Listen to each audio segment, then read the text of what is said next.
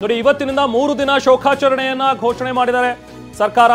ಎಲ್ಲಾ ಕಟ್ಟಡಗಳ ಮೇಲೆ ರಾಷ್ಟ್ರಧ್ವಜವನ್ನ ಅರ್ಧ ಮಟ್ಟಕ್ಕೆ ಹಾರಿಸಬೇಕು ಅನ್ನುವಂತ ಒಂದು ಸೂಚನೆ ಸರ್ಕಾರದಿಂದ ಬಂದಿದೆ. ಈಗ ಸರ್ಕಾರಿ ಕಟ್ಟಡಗಳ ಮೇಲೆ ಧ್ವಜವನ್ನ ಅರ್ಧ ಮಟ್ಟದಲ್ಲಿ ಹಾರಿಸಬೇಕು, 3 ದಿನ ಶೋಕಾಚರಣೆ ಇರುತ್ತೆ ಅನ್ನುವಂಥದ್ದು ಹೇಳಿದ್ದಾರೆ. ಡಿಸೆಂಬರ್ 12ರವರೆಗೆ, ಇವತ್ತಿನಿಂದ 10, 11, 12 ಸೊ ಈ 3 ದಿನಗಳ ಕಾಲ ಶೋಕಾಚರಣೆಯನ್ನ ಘೋಷಣೆ ಮಾಡಿದರೆ ಮುಂದಿನ 3 ದಿನ ರಾಜ್ಯದಲ್ಲಿ ಯಾವುದೇ ಮನರಂಜನಾ ಕಾರ್ಯಕ್ರಮಗಳು ನಡೆಯೋದಿಲ್ಲ.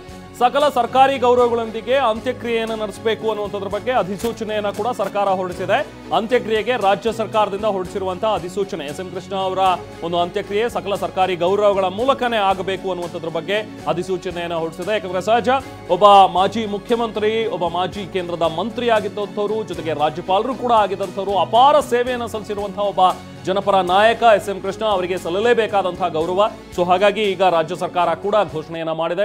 3 ದಿನಗಳ ಕಾಲ ಶೋಕಾಚರಣೆ ಇರುತ್ತೆ. ಸರ್ಕಾರಿ ಕಾರ್ಯಕ್ರಮಗಳು ಯಾವುದೂ ಕೂಡ ನಡೆಯೋದಿಲ್ಲ, ಜೊತೆಗೆ ಯಾವುದೇ ಮನರಂಜನಾ ಕಾರ್ಯಕ್ರಮಗಳು ಕೂಡ ನಡೆಯೋದಿಲ್ಲ.